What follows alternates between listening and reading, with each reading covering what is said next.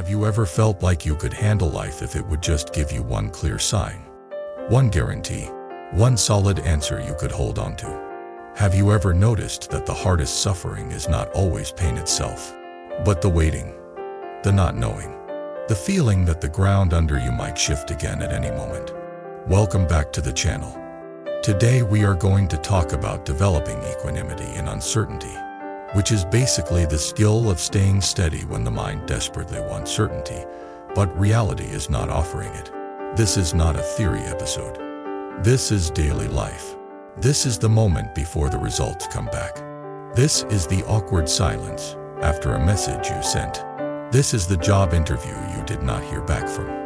This is the health symptom you cannot fully explain yet. This is the relationship conversation that did not end with a clear yes or no. This is the future that feels foggy. And here is the truth most people never hear clearly. Uncertainty is not a mistake in life. Uncertainty is a normal condition of being alive. So the real question is not how do I eliminate uncertainty. The real question is how do I train the mind so uncertainty does not become panic, and panic does not become destructive action. That training is equanimity. Let me tell you a story that will make this feel real. Imagine someone named Nadia. Nadia is responsible and sensitive. She likes to plan. She likes to prepare. She likes to know what comes next. Not because she is controlling in a mean way, but because the unknown makes her nervous system feel unsafe. Nadia can work hard, be kind, do her best, and still feel like a single unpredictable event could knock everything over. Her mind is constantly running scenarios. If this happens, then that happens.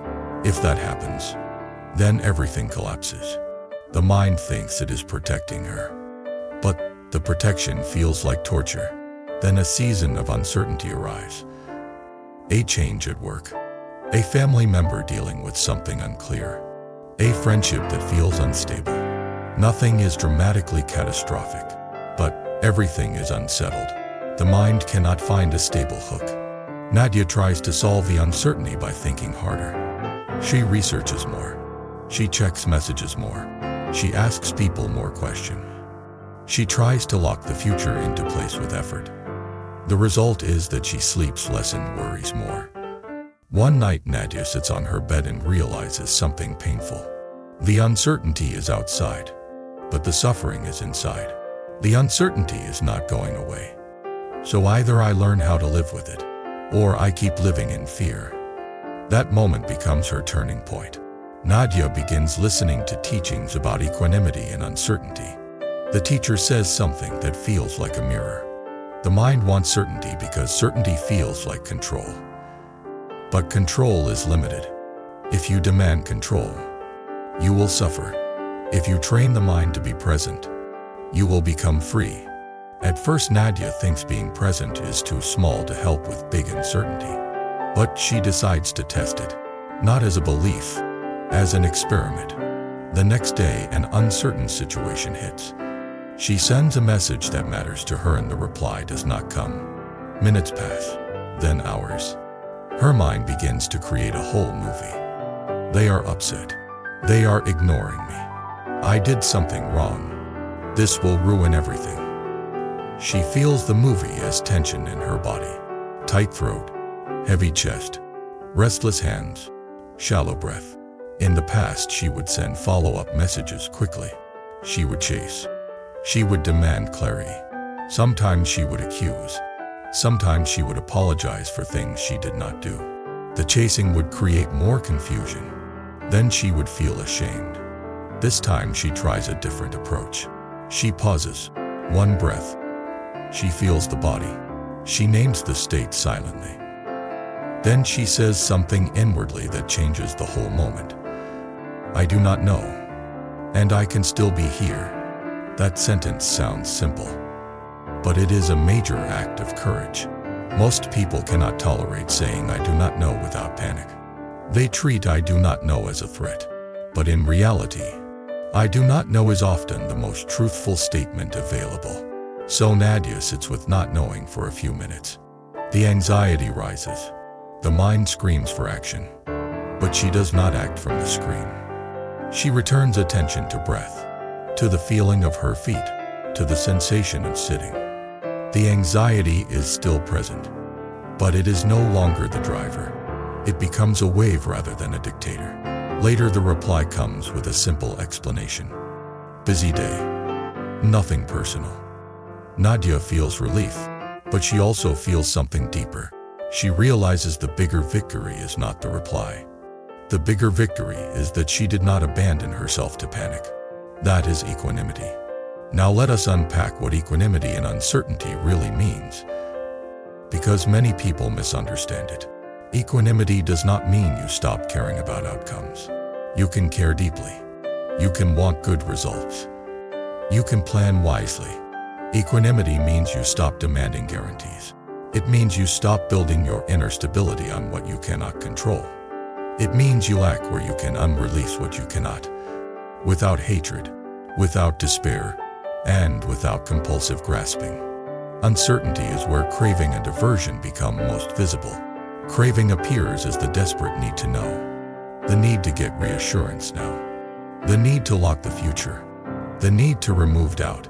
Aversion appears as the need to push away the discomfort of not knowing, the need to escape into distraction, the need to numb, the need to attack someone so the mind feels powerful again. Equanimity is staying present in the discomfort without feeding craving or aversion. That is why it is hard and why it is powerful. Now, how do you actually develop this skill? You develop it the same way you develop any skill, through repeated practice in manageable doses. And uncertainty gives you endless practice opportunity. Every time you feel that anxious itch to check, to demand, to chase, you are at the doorway. You can either reinforce the habit of panic, or you can reinforce the habit of steadiness. This is karma in daily life. Karma is not only an abstract idea. It is the momentum of repeated reaction. If you repeatedly react to uncertainty with frantic control, you strengthen unfrantic control as your default. Then the next time uncertainty appears, the mind goes there faster. If you repeatedly respond to uncertainty with mindful presence, you strengthen presence as your default. Then, the next time uncertainty appears, you recover faster. That is destiny shaped by practice. So Nadia builds a simple training plan. She trains the pause. She trains the body. She trains wise action. The pause is one breath before action. One breath before sending a second message. One breath before checking again. One breath before asking someone for reassurance. One breath before opening the app. One breath before making a decision in panic. The body practice is feeling where uncertainty lies inside her. Tight belly, tight jaw, restless legs, shallow breath. When she feels those, she softens. She relaxes the jaw. She drops the shoulders. She lengthens the exhale. She does not force calm. She creates conditions for calm. The wise action practice is asking one clear question. What is the most skillful next step that does not come from panic? Sometimes the answer is to wait. Sometimes the answer is to ask a clear question once, then stop. Sometimes the answer is to take a practical step, like making a plan B. Sometimes the answer is to rest because the mind is exhausted and needs recovery. The key is that the action is guided by wisdom rather than by fear. Now, an important point. Developing equanimity in uncertainty does not mean you never feel anxiety. It means you stop treating anxiety as an emergency. Anxiety is a sensation plus a story. The sensation might be real tension, real adrenaline. The story is what makes it explode. The story says this means something terrible. The story says I cannot handle this. The story says I must act now. Equanimity is learning to stay closer to sensation and hold story lightly. Nadia practices this when she feels anxious. She says inwardly, sensation is here. She notices it has shape and movement. It pulses. It shifts. It rises and falls. She sees that even anxiety is impermanent. The mind wants to believe anxiety is endless. But it is not. When she stops feeding it, it changes. This builds trust. Not trust that nothing bad will happen, but trust that she can handle what happened. And that trust is what people actually want when they want certainty. They think certainty will make them safe, but what they really want is confidence in their ability to meet life. Equanimity gives that confidence. Now, let us talk about the difference between wise preparation and compulsive control, because uncertainty often confuses people here. Wise preparation says, I cannot control everything, but I can take reasonable steps. I can save money. I can study. I can communicate clearly. I can rest. I can seek support. I can plan options. Compulsive control says, I must eliminate all risk. I must guarantee outcomes. I must know everything now. I must check repeatedly. I must force certainty. Wise preparation reduces suffering. Compulsive control increases suffering. So Nadia learns a principle. Do what is within my responsibility. Then stop. Stop means stop the extra checking, the extra rumination, the extra chasing. Stopping is restraint. Restraint is kindness. Restraint protects the mind. This is why many teachings connect equanimity to restraint. Not harsh restraint, gentle restraint. You restrain the mind from feeding its own panic. Now, Nadia also learns that uncertainty is not only about external events. It is also about identity. Many people suffer in uncertainty because they do not know who they are if life changes. If I do not get this success, who am I? If this relationship changes, who am I? If this plan fails, who am I? Equanimity includes a deeper insight. You are not only your outcomes. You are not only your roles. You are not only your story. You are the awareness that can hold all of it. When you start to taste that, uncertainty becomes less threatening. The future can change and you still remain you in the deepest sense. Nadia begins to experience this in meditation. She sits and watches thoughts arise about the future. She watches fear arise. She watches hope arise. She watches images arise. And she notices something steady. The awareness that sees all of this is still here.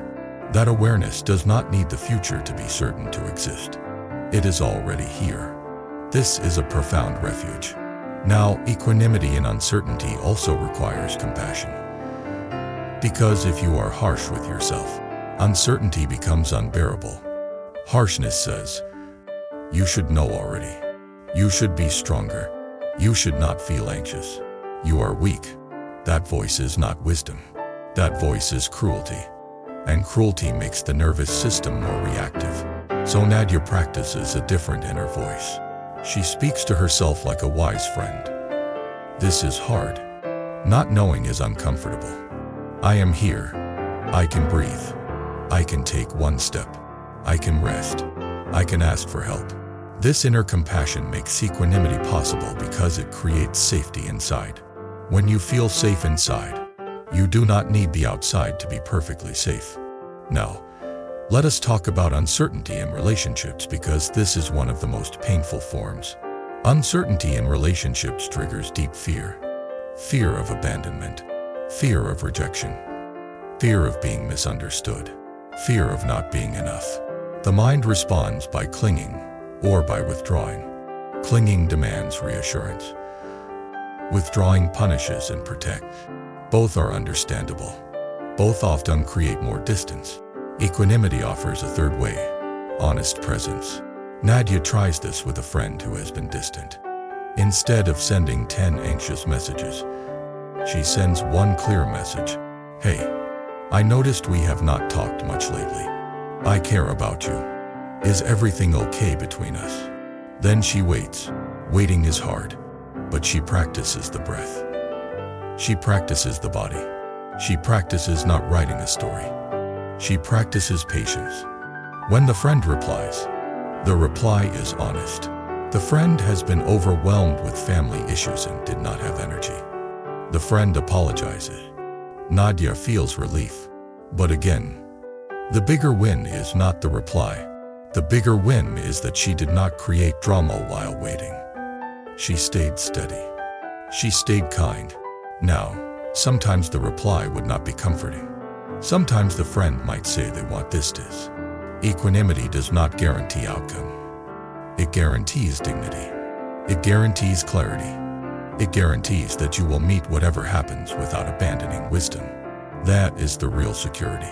Now, a major question often arises. What if uncertainty is truly dangerous? What if it is about health? What if it is about safety? What if it is about something serious? Equanimity does not mean ignoring danger.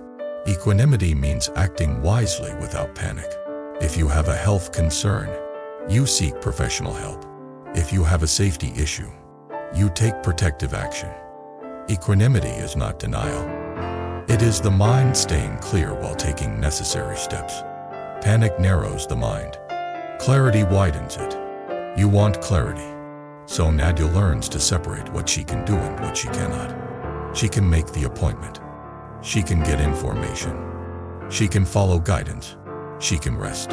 She can ask for support. Those are actions. She cannot force the outcome. She cannot control every variable. She cannot demand certainty. Those are not action. They are fantasies. Equanimity is releasing the fantasy and committing to the action. Now, an essential aspect of equanimity in uncertainty is time.